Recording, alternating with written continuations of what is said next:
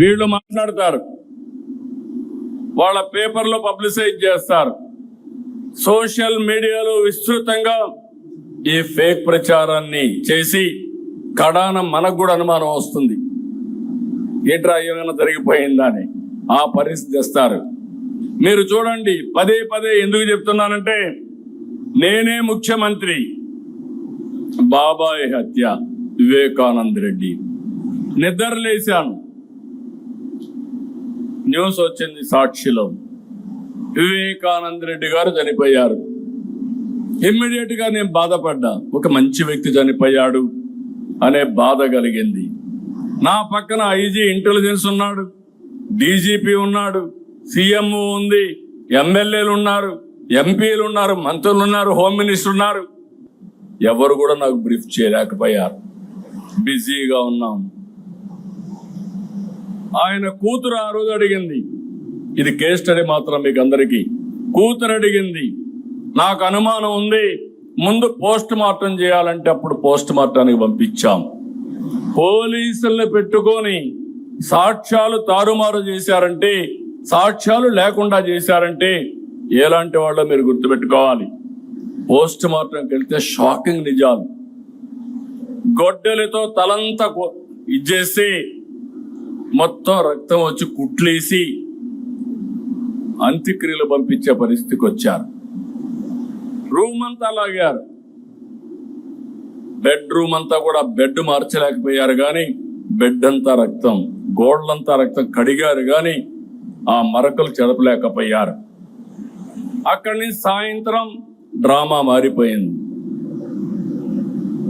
ఆ డ్రామాను మీరు చూసే సాయంత్రానికి నా తండ్రి చనిపోయాడు, ఆ రోజు చంపేశారు, ఇప్పుడు ఒకే దిక్కు పెద్ద దిక్కు మా చిన్నాన్న, ఆయన్ని కూడా చంపేశారు, పెద్ద దిక్కు కోల్పోయాను.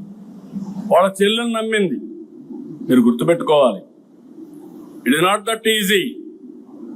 ఇలాంటి ఓసిడి జబ్బుండే వాళ్ళు ఏం చేస్తారనే దానికి ఇది ఒక ఉదాహరణ మాత్రం. నమ్మితే తెల్లవారు నిద్రలేస్తే ఆ రోజు మాట్లాడలేదు, తెల్లవారు నిద్రలేస్తే సాక్షి పేపర్ చూస్తే నా చేతిలో కత్తి పెట్టి నారాసుర రక్త చరిత్రని నా మీద పెట్టేసే పరిస్థితికి వచ్చారు. అదే రోజు మీరు గుర్తుపెట్టుకోవాలి, ఇవన్నీ బయట వస్తాయని కోర్టుకు పోయి, హైకోర్టుకు పోయి స్టే ఆర్డర్ తీసుకొచ్చారు, ఎవరూ మాట్లాడకూడదని గ్యాగ్ ఆర్డర్ తీసుకొచ్చారు. అక్కడి నుంచి సానుభూతి పొంది ఎన్నికల్లో గెలిచారు. గెలిచిన తర్వాత వాళ్ళ చెల్లి అడిగితే మరిచిపోమన్నారు. అక్కడి నుంచి ఆ అమ్మాయి రోడ్డు మీద పడి ఇప్పటికి కూడా పోరాడుతా ఉంది. ఏం చేశారో మీరు అందరూ చూస్తున్నారు. ఇంకా కూడా న్యాయం జరిగే పరిస్థితి కనపడలేదు. ప్రజాస్వామ్య వ్యవస్థలో కొన్ని సమస్యలు ఉంటాయి. ఇదే కాకుండా ఇంకొక పక్కన చూస్తే మనం గవర్నమెంట్ లో ఉన్నాం. ఒక కార్యకర్తను కారుతో తొక్కించి కడాన తను చనిపోతే హాస్పిటల్ పంపిస్తే, మనం ఆ హాస్పిటల్ పోయే లోపల చనిపోతే తిరిగి ఆ నెపం మన మీద వేసే పరిస్థితికి వచ్చారు. అక్కడ కూడా మీరు గుర్తుపెట్టుకోవాలి, ఎవరైతే భార్య ఉందో ఆ భార్యను పిలిపించి మన మీద ఆరోపణ, ఏదైతే తను బతికించడానికి 104 అంబులెన్స్ ఉపయోగించామో ఆ అంబులెన్స్ లో పోలీసు వాళ్ళు చంపేశారని తిరిగి మన మీద ఆరోపణ చేసే పరిస్థితికి వచ్చారు. అది కేసు పెడితే కోర్టు పోయి స్టే తెచ్చుకున్నారు. నిన్నే మీరు ఇక్కడ చూశారు, కడపలో ఆస్తుల కోసం, అది కూడా కబ్జా చేసిన ఆస్తుల కోసం వాళ్ళ ఫాలోయర్ని చంపేశారు. చంపేసి తిరిగి మన మీద వేస్తే పేపర్లో చూసి వేసేశారు. వాస్తవాలు బయట పెడితే మాట్లాడే పరిస్థితులు లేరు, దాన్ని అవాయిడ్ చేశారు కానీ ఎదురుదాడి చేస్తూనే ఉన్నారు. వాళ్ళ కుటుంబ సభ్యులతో ఇవన్నీ చూపించే పరిస్థితి వచ్చారు.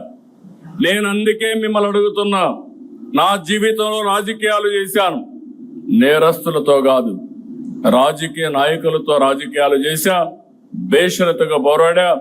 ఈ రోజు మనం చేసేది ఒక నేరస్తులతో రాజకీయం చేస్తున్నాం కాబట్టి మీ మనసులో ఎప్పుడు అది మనసులో పెట్టుకునే పని చేయాలి. ఆ సందేహం ఎప్పుడు మీలో ఉండాలి.